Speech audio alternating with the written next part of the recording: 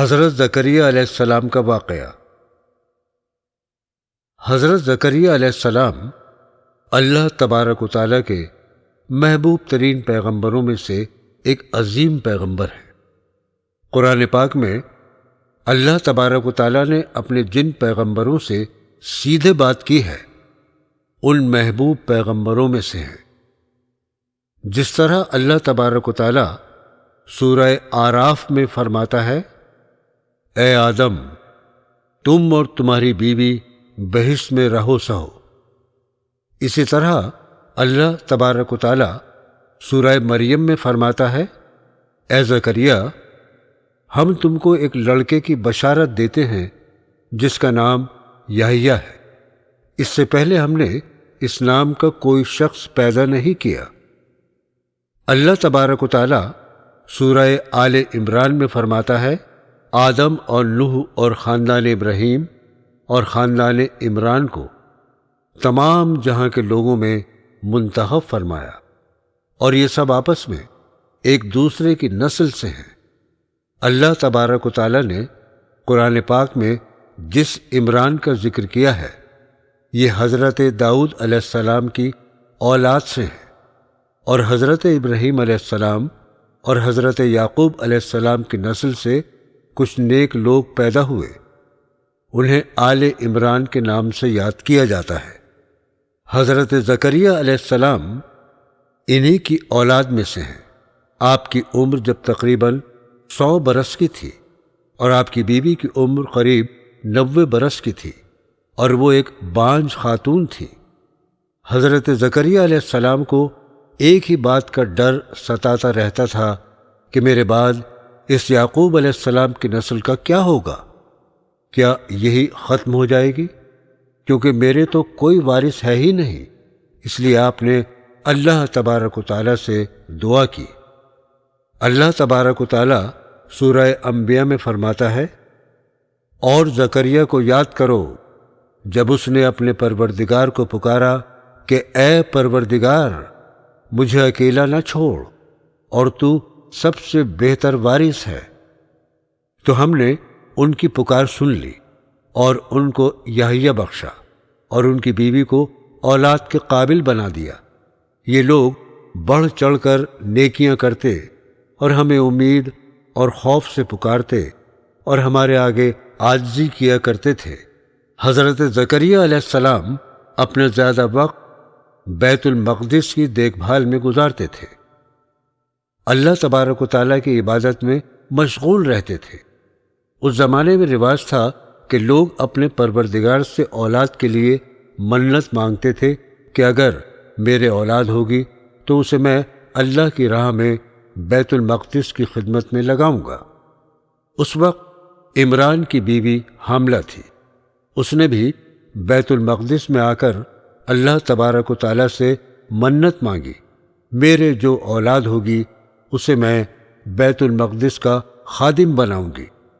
اب کچھ مہینے کے بعد ان کے جو اولاد ہوئی وہ بیٹی تھی، کیونکہ بیت المقدس کا خادم بیٹے کو بنایا جاتا تھا، اور ان کے یہاں بیٹی پیدا ہوئی۔ عمران کی بیوی اب بہت پریشان رہنے لگی، کیونکہ انہوں نے منت مانگی تھی۔ انہوں نے اپنی بیٹی کا نام مریم رکھا تھا۔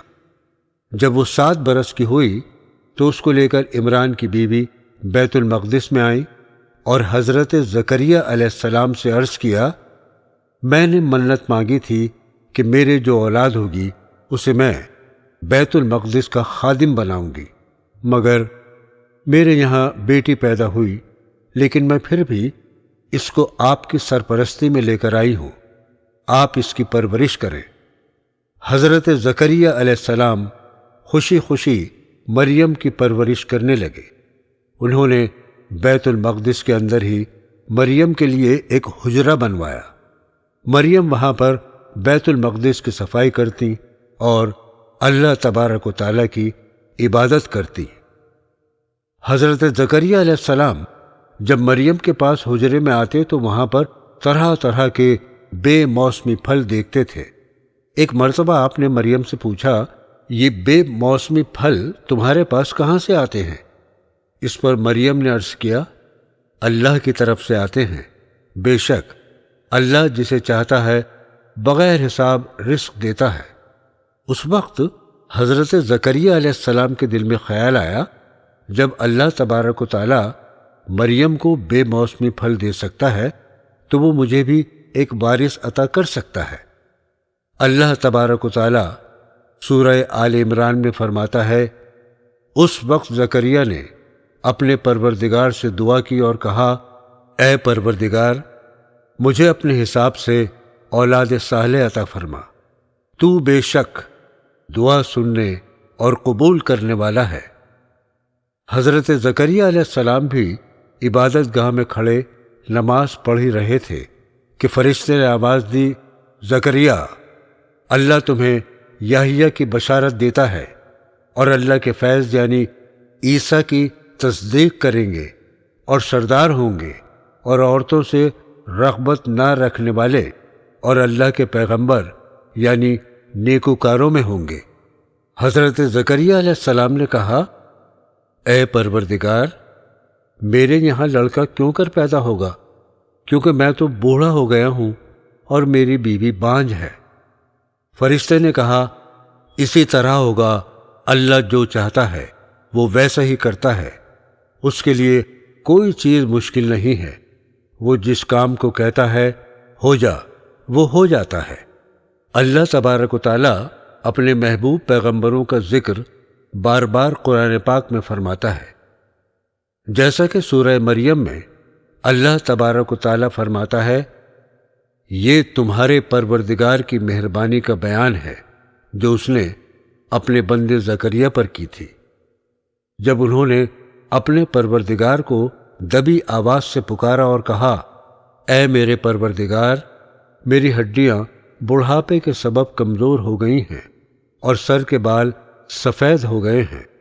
اے میرے پروردگار، میں تجھ سے مانگ کر کبھی محروم نہیں رہا اور میں اپنے بعد اپنے بھائیوں سے ڈرتا ہوں اور میری بیوی بانجھ ہے، تو مجھے اپنے پاس سے ایک وارث عطا فرما جو میری اولاد اور اولاد یعقوب کی میراث کا مالک ہو، اور اے میرے پروردگار اس کو خوش اعتبار بنانا۔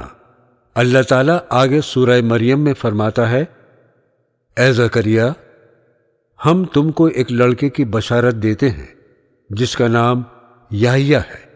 اس سے پہلے ہم نے اس نام کا کوئی شخص پیدا نہیں کیا۔ حضرت زکریہ علیہ السلام بولے، اے میرے پروردگار، میرے یہاں کس طرح لڑکا ہوگا، کیونکہ میری بیوی بانجھ ہے اور میں بوڑھا ہوں۔ حکم ہوا، اسی طرح ہوگا، تمہارے پروردگار کے لیے آسان ہے، اور ہم نے تمہیں پہلے بھی تو پیدا کیا تھا اور تم پہلے کچھ بھی نہ تھے۔ حضرت زکریہ علیہ السلام نے عرض کیا، اے میرے پروردگار، مجھے کوئی نشانی تو بتا۔ حکم ہوا، نشانی یہ ہے، تم صحیح و سالم ہو کر 3 دن لوگوں سے بات نہیں کرو گے، صرف اشاروں سے بات کرو گے، اور ان 3 دنوں میں اپنے پروردگار کی کثرت سے صبح و شام تسبیح کرو گے۔ جب حضرت زکریہ علیہ السلام کو خوشخبری ملی تو آپ کی زبان بند ہو گئی۔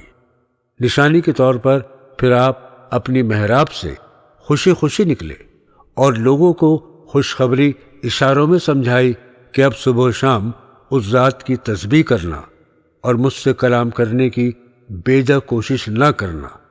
اللہ کے فضل و کرم سے یحییٰ دنیا میں تشریف لائے اور حضرت زکریہ علیہ السلام کی خوشی کا ٹھکانہ نہ رہا، اور خود بخود اپنے پروردگار کے لیے آپ کا سر سجدے میں جھک گیا۔